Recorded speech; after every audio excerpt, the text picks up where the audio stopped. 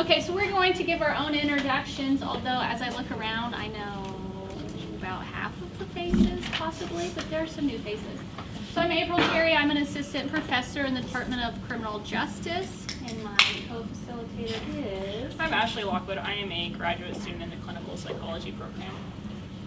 So I think we know most of you, but just out of curiosity, if you're not here because someone told you to be here, why did you want to come today? Because your friend was coming? Is that what this means? So why did the friend want to be here? I'll give an honest answer. Okay. There was going to be pizza and I didn't have to pack a lunch. But also once I read what this was about, I was actually interested. Well, as I thought about why people might be here, I was like, are you here because someone told you to be here? Are you here because there's food? And if it's not one of those two reasons, then yeah, why would you be here? So hopefully we'll teach you something, or you might be a little bit excited about the topic. So we will kind of alternate throughout the PowerPoint just to give you some variety. So you already know what our title is, the adolescent brain of the so-called juvenile super predator.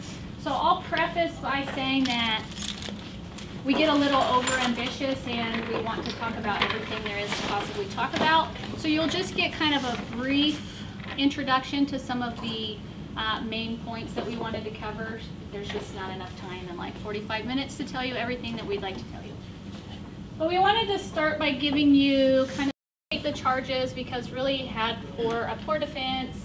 There was really no evidence to say that he had murdered these two young white girls at the time. So even after the fact, like, there's nothing that can be undone. But we use that example because what I want you to do is think about when you were 14, which for some of you was like only a couple of years ago. But if you picture yourself as a 14-year-old, you were probably in 8th grade, right? What sorts of stuff did you do in 8th grade? What motivated you? What were your interests? What were you up to? Like, what sorts of stuff does an 8th grader do? It's an actual question. What sort of stuff do 8th graders do? Did I hear someone? Sports. So you played sports. You were motivated maybe by food, hanging out with your friends.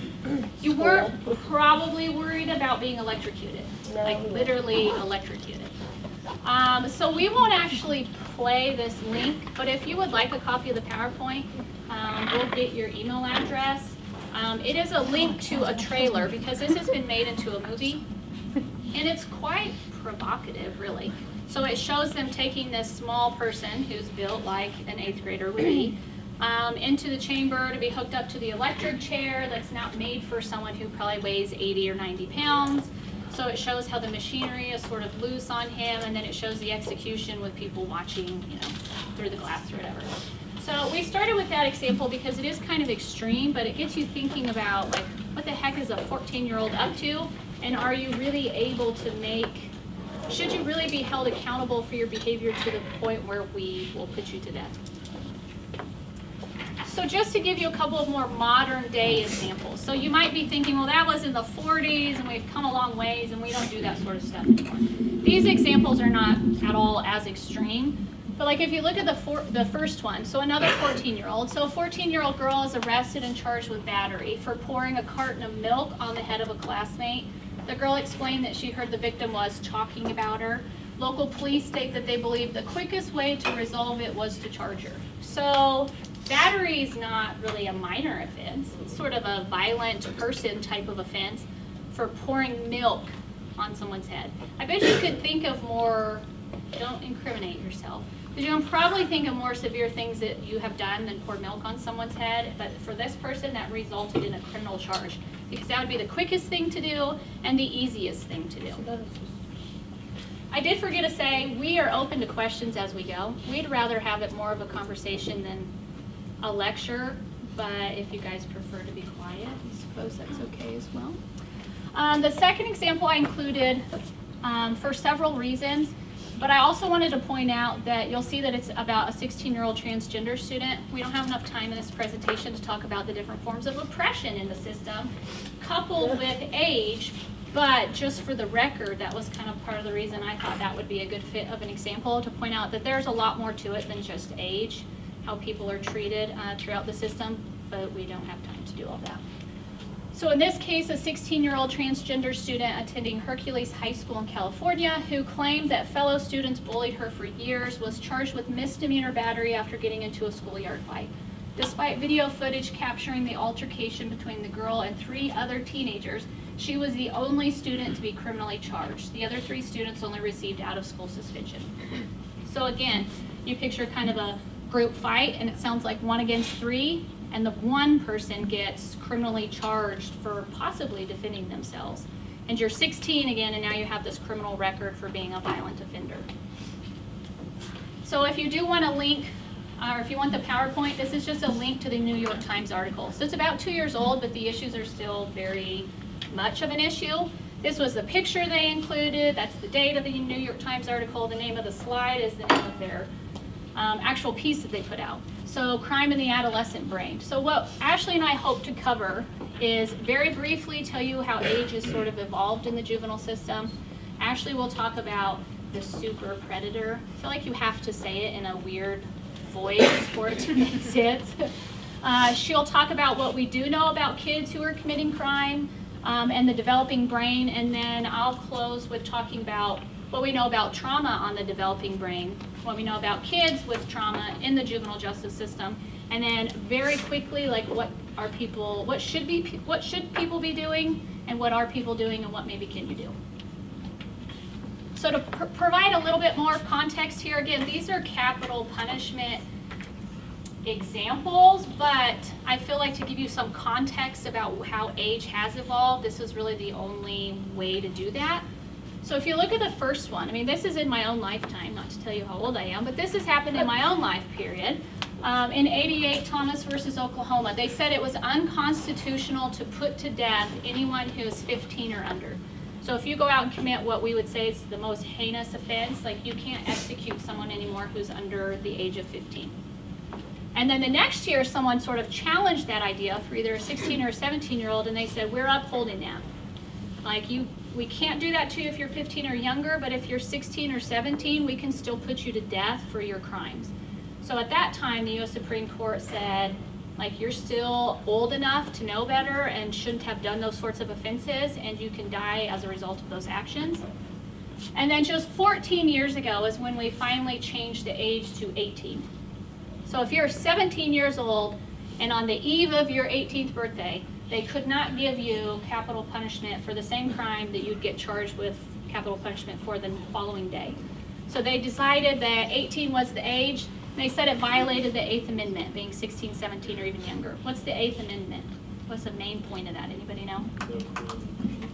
It was cruel and unusual to execute a kid. But when you're 18, you're an adult, and then it's okay.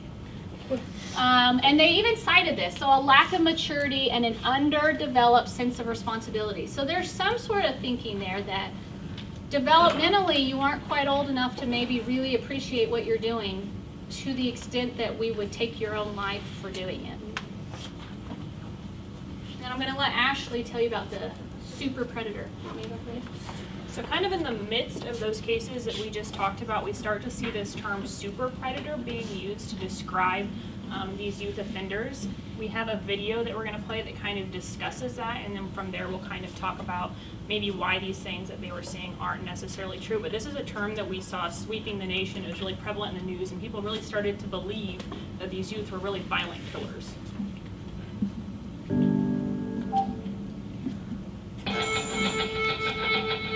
A jogger murdered in New York Central Park. A little girl gunned down in her family's car in Los Angeles. A judge has sentenced 2 boys for killing another child who refused to steal candy for them. There's a tidal wave of juvenile violent crime right over the horizon. And some who study it say the worst is yet to come.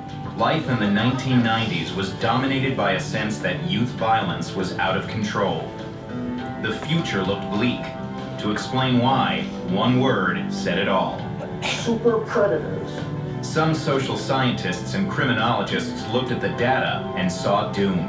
They stepped out of their ivory towers and into the public arena to sound the alarm about a coming wave of kids who were going to ravage the country. A super predator is a young juvenile criminal who is so impulsive, so remorseless, that he can kill, rape, maim without giving it a second thought. The prediction was terrifying, and lawmakers cracked down on juvenile offenders. This country went into a moral panic over super predators. But there was one problem. The calculations were wrong. They made it up.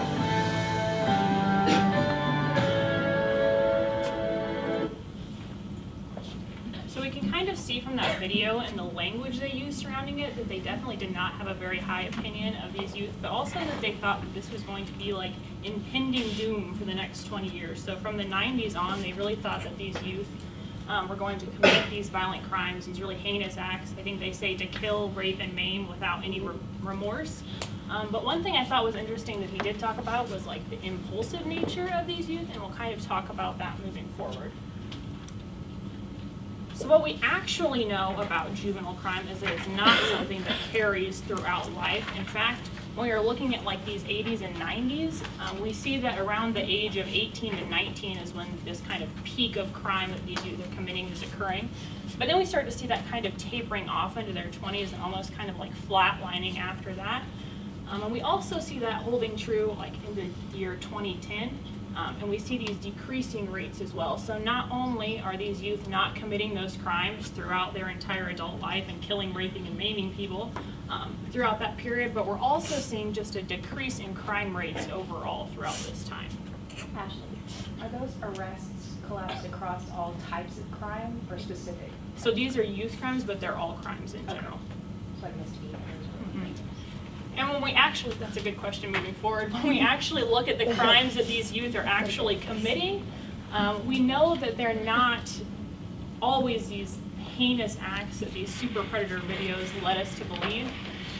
So actually we saw that like in 2015, less than 15% of those delinquent cases were actually like murder or rape. And we actually know that like a very small amount of those youth are the ones that are committing the majority of these really heinous crimes. So it's not that every youth is out there raping or harming people really severely, but that a small group, just like other crimes, are the ones that are including these offenses.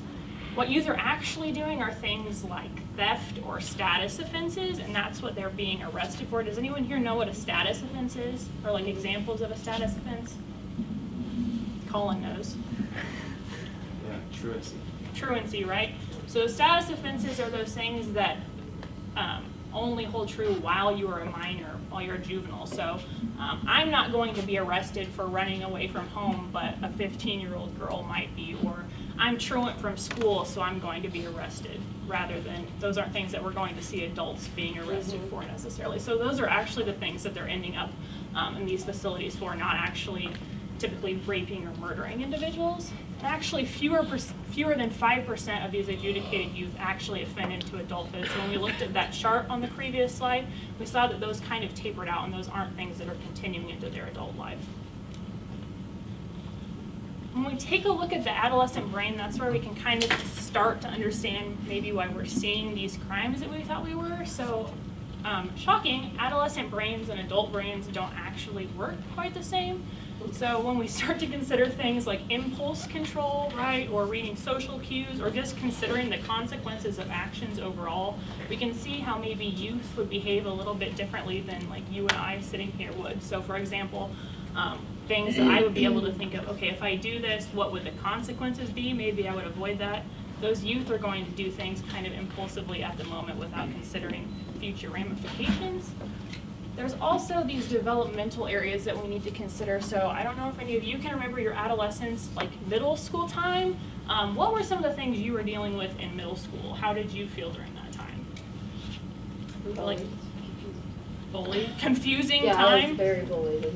Right, so we're starting to see like those peer relationships, but we're also seeing like physical changes, social changes, just big life changes in general. So there's a lot of confusion that's happening there, a lot to deal with at that time anyway.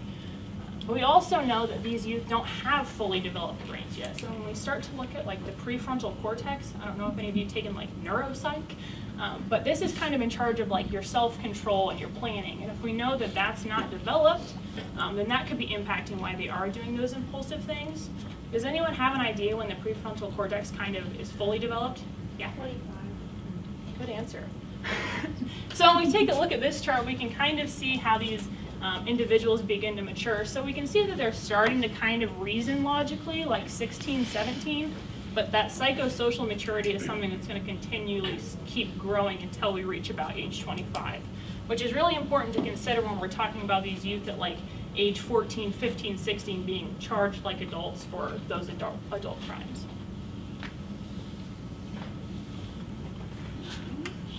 So now that Ashley's given you kind of a snapshot image of what goes on during adolescence, although you've all experienced this, you already have a general idea of what goes on. The next couple of slides will talk about what happens when trauma is introduced during the stage of brain development. So any of those years. So to start with, acute trauma can just be a singular event. So the example I gave is maybe you were bit by a dog, and that was quite traumatic. Maybe you've been in a car accident. That's a singular event that can cause trauma. But there's also a difference though when you talk about, people call it either chronic trauma or complex trauma. We call it different things, but it all really means the same. More of a long-standing or recurring problem. So the example there might be sexual abuse. And I wanted to throw this number out there because I think it's quite significant, and it's probably very much of a low estimate. So if you look, 680,000 to 1 million youth in the United States every year have been deemed victims of some form of maltreatment. So if you know anything about what it would take to even reach that level, someone would have to identify some form of maltreatment, and somebody would have to report that form of maltreatment. Someone would have to determine that it at least meets the threshold to investigate it, and then someone would find it to be substantiated. So there's a lot more happening there that doesn't reach one of those kind of 4 levels. So that number is probably really low compared to what's really happening. And then as we looked at poly-victimization, we know that there are plenty of youth and adults who experience different types of abuse. So not just long-term sexual abuse, but they're being physically abused, sexually abused, mentally abused. They live in a household with a neglectful parent, or they witness a lot of domestic violence.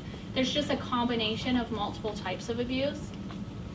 And so we thought it was important to include that here because if you know how the brain develops, then you would have to assume that these sorts of experiences would have some sort of impact on that kind of developmental trajectory. So this is like a 4-minute clip, but I think it does a nice job of trying to break down the complexity of maybe neuroscience into a video that we can all understand on what's really happening during that period of development.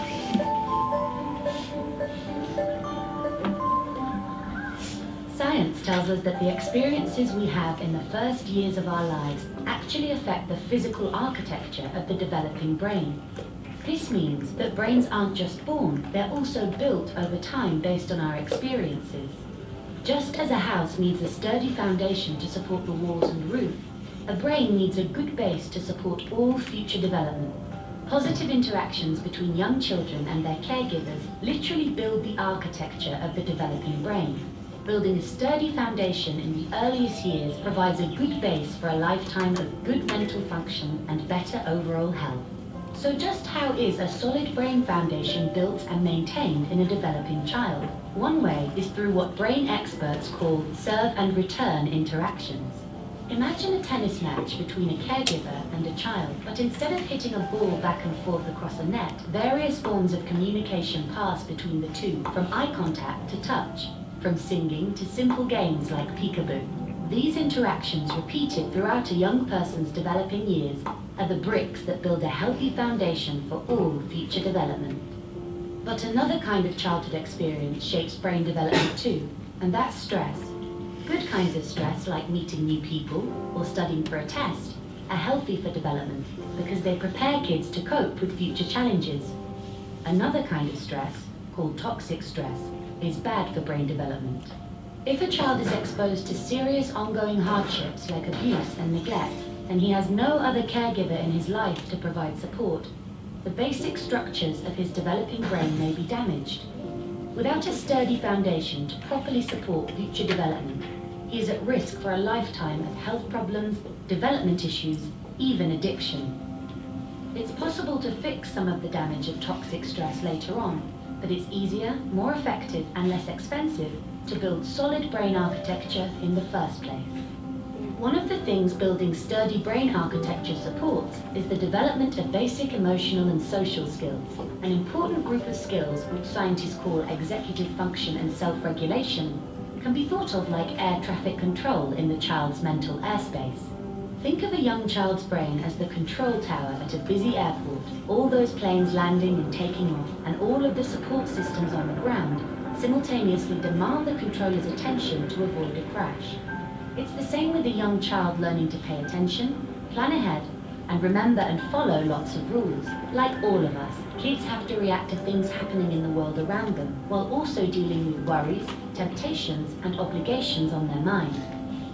As these demands for attention pile up, air traffic control helps a child regulate the flow of information, prioritize tasks, and above all, find ways to manage stress and avoid mental collisions along the way. Having this ability is a necessity for positive and level mental health. Developing effective air traffic control, overcoming toxic stress, and building solid brain architecture are things kids can't do on their own. And since strong societies are made up of healthy, contributing individuals, it's up to us as a community to make sure all young people have the kinds of nurturing experiences they need for positive development. To build better futures, we need to build better brains. Has anyone ever watched that video before? I already know the answer is yes. If you've been in one of my classes, probably. But. So why do you think, what do you get from that when you connect it to what Ashley has said about here's what's going on during the developing brain, and then you see this video that says if you have toxic stress or some of these challenges and no one there to help manage those because kids don't do that on their own, why do you think that's important as it relates to juvenile justice issues? Because if they don't have like a parent or someone there to help them, they're not going to know what to do whenever that comes up again. So sometimes those people in your life very early on can kind of help tailor and help kids work through that. So if you have a parent with addiction issues or an absent parent or significant issues in the home, that can be a barrier to helping kids develop some of these things that Ashley talked about naturally would develop during adolescence, but it's much more difficult when you have some of these roadblocks and don't have the positive supports there to help you. So I wanted to put a little bit of some numbers out there. Has anyone ever heard of this idea of like the abuse to prison pipeline or victimization to prison pipeline? So, Colin, did you say no? This turned into a whole hour of shaming Colin. So Colin's in my class, and I'm sure I've preached this to him before. He's just having a momentary loss of memory. I think he knows this stuff. So I thought it was important to point that out because we do know that for many kids, that they come from histories of abuse and neglect, and that's what sort of catapults them into the juvenile justice system. So we just threw out kind of some different numbers here to put that into perspective. It's kind of, I think, a low estimate, but about 26 to 60% of adjudicated youth report some sort of history of maltreatment. Those with higher ACE scores are more likely to be serious, violent, and chronic offenders. The ACEs is a 10-question survey that anyone could really administer to a kid that looks at what it says, adverse childhood experiences, different experiences that kid has had in their life. And the more times that they say, yeah, that negative thing has happened in my life, yes, yes, the higher the score, the more likely we know that they are to be serious, violent, or chronic offenders. Up to 80% of youth have at least one diagnosable mental health issue. So we know that kids who are entering the system have mental health needs. That doesn't necessarily correlate with abuse leading to that mental health issue, but there's some association there. For girls specifically, a good chunk of them, 3/4 of them, meet criteria for one major psychological disorder. And then if you look at the bottom then, so if you kind of take these into pieces and lump them together, having an elevated score on a mental health screening, having a history of trauma will influence how deeply you become involved in the system.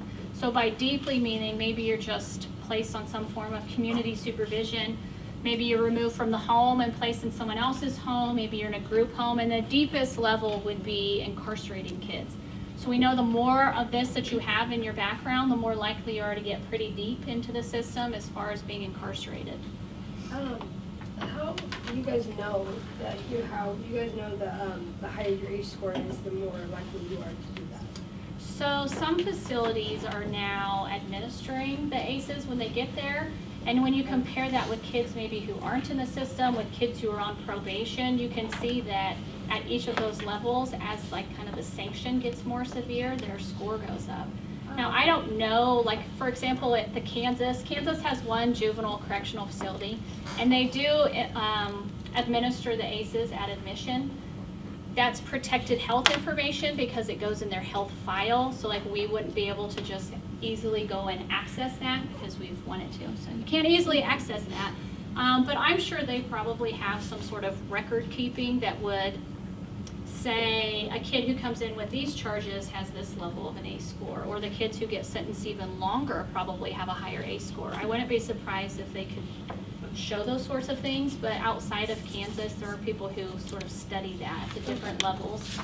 The ACEs originally came out looking for associations with higher ACE score and physical health outcomes. That's really where it originated. So the higher your ACE score, the more likely you are to die from heart disease, for example.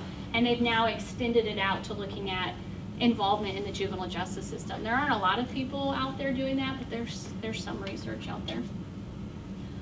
So if you know that kids are in this kind of sensitive period of development, brain development, and you know that a good chunk of the kids who end up in the system have this history of trauma and abuse, you have to assume that there's some sort of response to that. I mean, most of us did things probably in our teenage years that we wouldn't do ever again. We've revolted maybe against our parents. Elaine's smiling, she won't disclose. So we've all done those sorts of things. We respond to things in our environment. So it would be no different than to assume kids from kind of these chaotic backgrounds would respond in ways. Some of those things are like skipping school. So Ashley talked about status offenses, skipping school, drinking. They might engage in drug use, fighting. For girls specifically, we know that a lot of girls will do sort of self-harming types of behaviors. They might try to overdose, they take in a lot of drugs. They might engage in what people would call risky sexual behavior. They run away from home. Most of those items are status level offenses, and a good chunk of girls who end up in the system are there for status offenses. So we know you have to kind of take a step back and think about it, that when people see a kid drinking and running away from home, they're like, what a bad kid. Why is the kid drinking? The kids must have problems. What's wrong with the kid? But if you look at it from a perspective of the developing brain and trauma impacting the brain, you would have to start to wonder if those are just reactions to those sorts of experiences. So it takes you stepping back a little bit from the picture, I think. So Ashley's going to tell you why you should care about that. Why would you care that those things, that we know those connections? So I guess before I start talking about it, what do you guys think? Why should we care about these youth that are being incarcerated, or the reasons they're being incarcerated?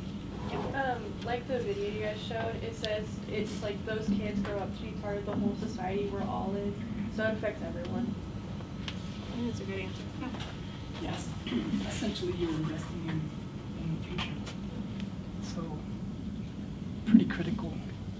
Right, so why we should care is because these kids continue to be in that system, like she said. So the more we're ignoring these things, the deeper these youth are ending up in the system, and then we're just kind of perpetuating this issue. So if we don't take into consideration, right, those developmental responses that we said, or the way that these brains are developing, or maybe the lack of development that they have at those times, then we're just going to continue to see these youth being, right, put in these places that maybe, if we took a step back and looked at the big picture, it's not something that's wrong with them. It's not something about them that put them here. It's kind of, you know, their whole environment playing a big role, or the parenting they received, or those adverse experiences that we noticed.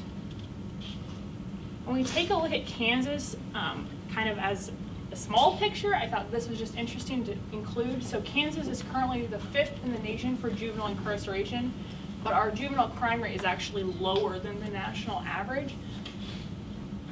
So the national average is 152 juvenile offenders per 100,000 youth, but Kansas is 278 per 100,000 youth. That should be switched.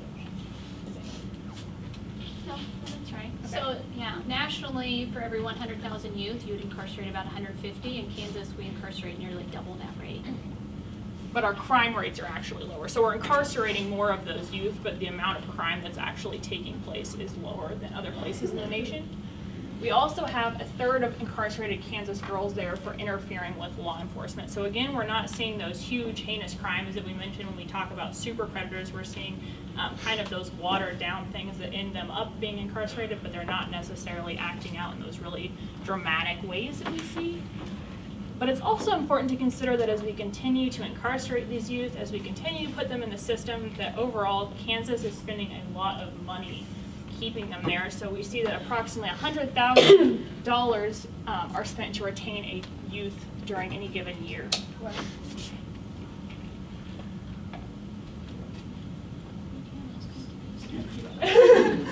Oh, we have some questions. Do you have any statistics on the number of Kansas juveniles just in placement, other than in like incarcerated, like white dad or female?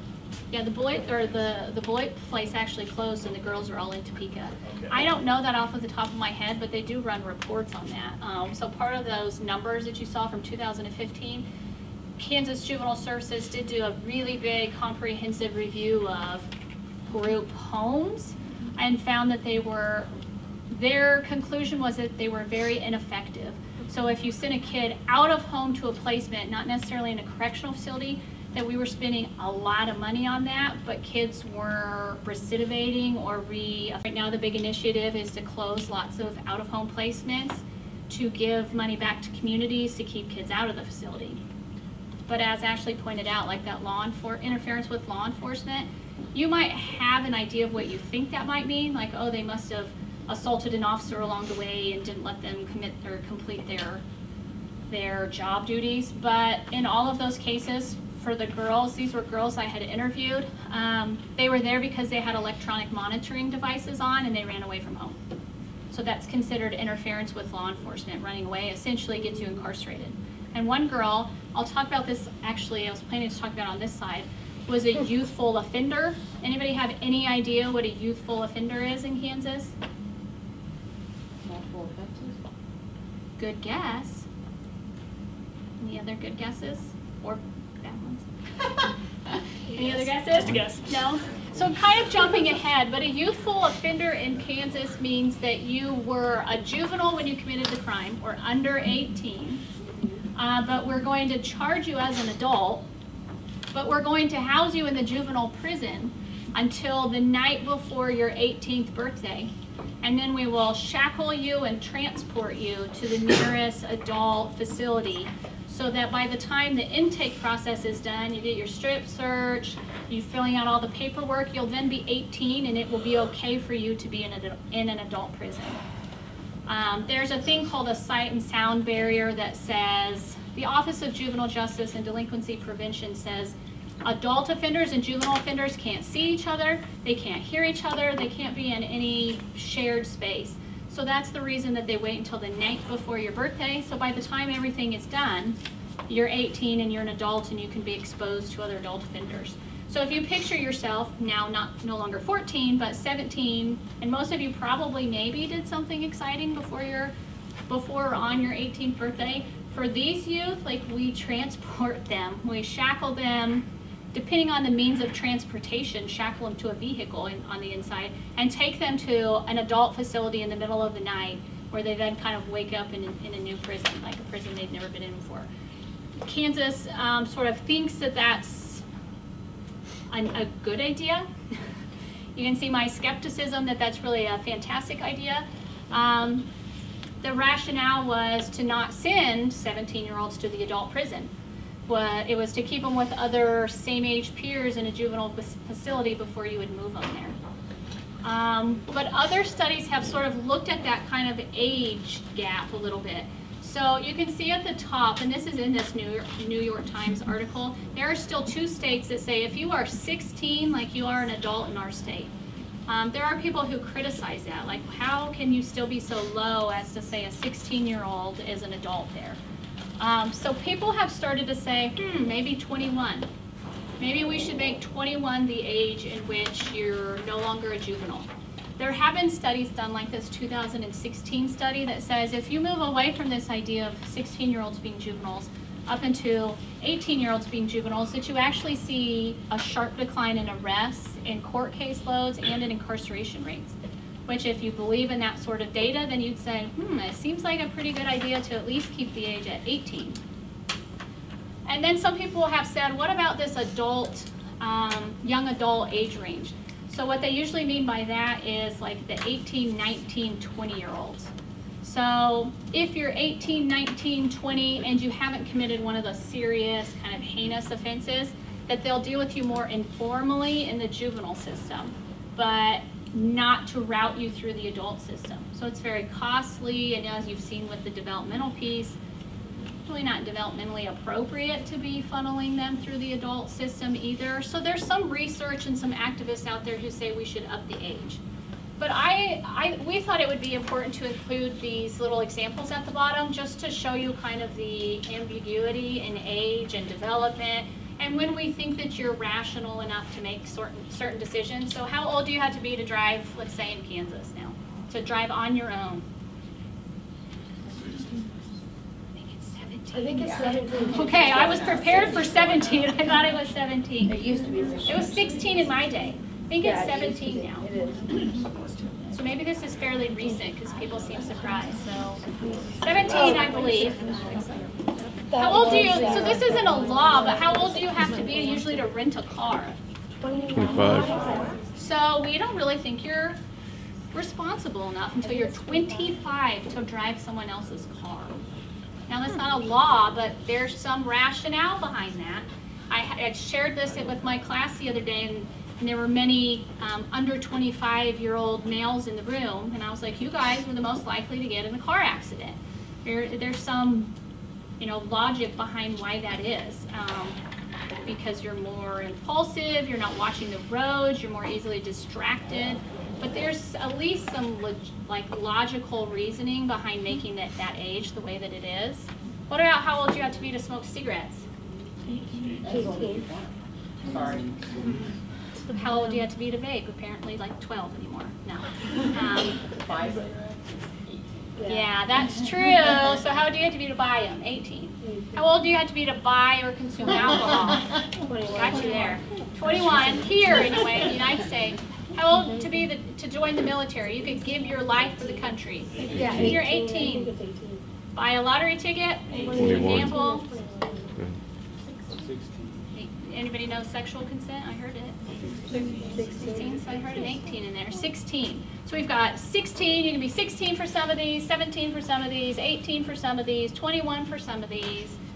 Like the whole, I feel like this is kind of tricky, but the whole point is to say like we don't really know.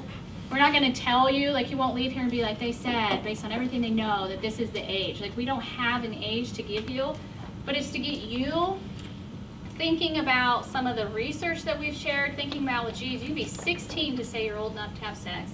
You can have to be 21 to consume alcohol, but I only have to be 17 to drive a car. Like it's very just kind of made up. It's just kind of across the board. So we're not going to give you what we think maybe is the most appropriate, but use sort of what Ashley said, and someone in the crowd said, like, you're not until you're 25. Some of you in here aren't even 25 yet.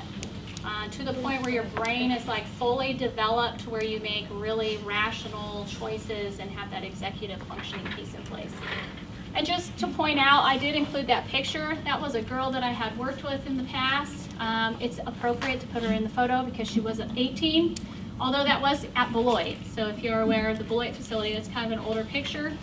If you're 18 and in the juvenile facility, you're an adult though. Like they let you take pictures of them. They've been interviewed and in the newspaper before, but they're still housed in a juvenile facility. And then sort of on the flip-flop, I've known someone as young as 13 in Kansas to be incarcerated at the Topeka Correctional Facility as an adult. You can be 13 at the adult facility. By the time Bobby left, I think she was 21. You could be 21 and in the juvenile facility if you spend that many years there. Oops. So this, I feel like this slide does a little bit of injustice, no pun intended, to all of the possible things that we could be doing, but it's just a very quick snapshot of some of the items.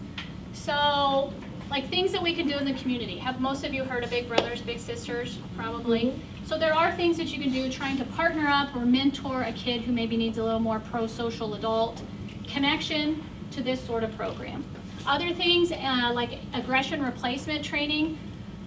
Sometimes corrections offices are trained in that, but it doesn't have to be when a kid gets to that level necessarily, but it's a kind of a curriculum that teaches kids to take the anger that maybe they would have from some of their traumatic past, and instead of acting those out in a way that's deemed to be delinquent, it would teach them a more pro-social way to funnel that, those feelings. Life skills training, again, if they lack some of those basic social skills that would maybe be taught by involved parents, then something like that would help you. And then I kind of lumped the bottom three together because they are more clinical. But I think the top two are really important because we offer there are people in Kansas who offer all of these services. But those top two in this 2015 cost study that Kansas did, where Ashley pointed out that it's $100,000 to incarcerate a kid per year, it costs between $5,000 to $8,000 to do some form of community therapy with the child and their families. So functional family therapy isn't this long-term, ongoing, I think I merged those two words there, therapy, but it helps kids and their families in the community. It's just like MFT would do, the multi-systemic family therapy. People can come into homes, people can go receive those services in the community. It helps families try to function a little better, work on all the different social institutions in their lives to help prevent kids from being in the system. So it's damaging to put kids in the system anyway, but it's also costly to put them in there when we could be spending like $5,000 to just address the issue before it becomes an issue. And then I left the trauma-focused cognitive behavioral therapy to the end because the last couple of slides talk about being a little more trauma-informed. How many people have heard that before? Anyone heard that expression? I assume the mental health people in the room have heard that, so raise them tall. This also does an injustice to really telling you what trauma-informed care is. But I thought this was a very quick snapshot of the main kind of foundation of a trauma-informed approach. So they talk about the 4 R's, right? So the first is realize. So to some degree today, we've given you some information on like what the problems are. What percentage of kids out there are experiencing those issues? What percentage of those kids are getting into the system? So to a small degree, you guys have a little, at least a general idea of how widespread trauma is. Recognizing it, so hopefully the one piece that you get from that is that even when a kid's acting out at school, comes to school maybe looking tired in the same clothes they wore the day before, performing poorly on a test, that it doesn't necessarily mean they were up playing Fortnite all night. Like maybe they work to help support their family. Maybe they have to take care of parents who don't take care of themselves or get siblings up for school. That if we would change our focus to maybe really recognizing why you see some of those behaviors rather than just focusing on the behavior itself would be helpful. Respond, I think this is where we probably do the poorest job overall. The respond would say that all entities are trauma-informed. So schools would be trauma-informed. Doctors' offices would be trauma-informed. Anyone who comes into contact with kids would at least have some knowledge of this trauma-informed care because that would change your focus on how you address any issue that is presented with that kid. And then resist. You might say, how would I resist re-traumatizing someone if I don't really know their history or I don't know if they've been traumatized? So I try to boil it down to kind of like one pointer, and it would be to change your thinking from like what's wrong with you to what's happened to you. If you don't really know what else to do, you don't really have those sorts of skill sets yet, the very easy thing to do is just to shift the thinking. So again, instead of thinking that a kid is acting out in school because there's something wrong with them, like what's happened to a kid that would make a kid want to act out in school and get attention for being in trouble in school. I'm using school as an example, but you can apply that anywhere.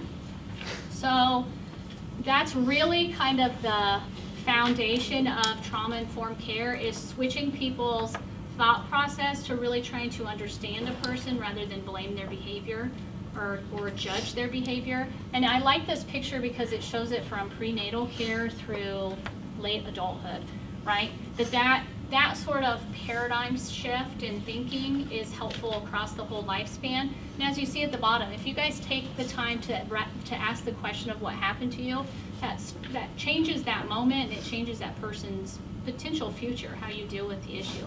So if you don't know what else to do, this is a good starting point. And that's the end.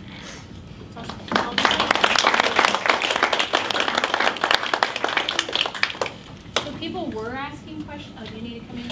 You're good. People had asked questions, but we'll take any questions you may have. Or general thoughts.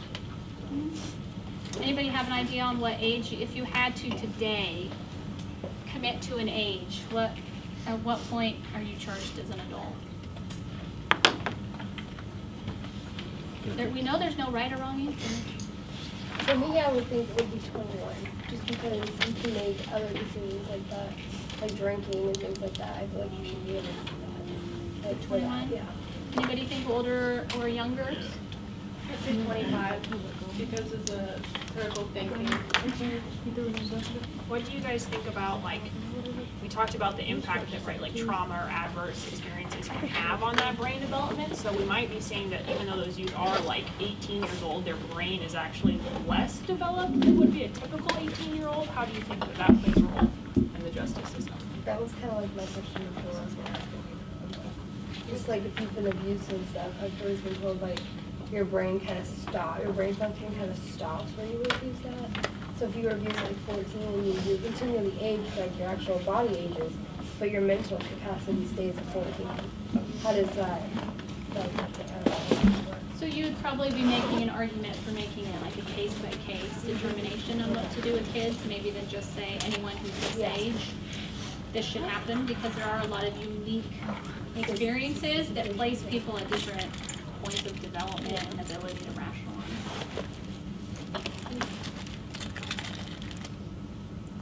Anybody else? For both of you, just wondering for nowadays, because technology is so advanced and then everyone could access for devices information or the maturity of the information so early, does that going to impact the development of the brain? Ooh. Just wondering. That is, I don't know. I don't know that research. Maybe some of the psychologists in the room might know. Anybody? Do you guys know that? I don't know that. There is some research that's coming out about impulsivity and how that is relevant to technology and instant gratification. So now we're becoming even more impulsive and having difficulty controlling our emotions and regulating that, but I have no idea how that will tie in. My answer is I don't know. But great question.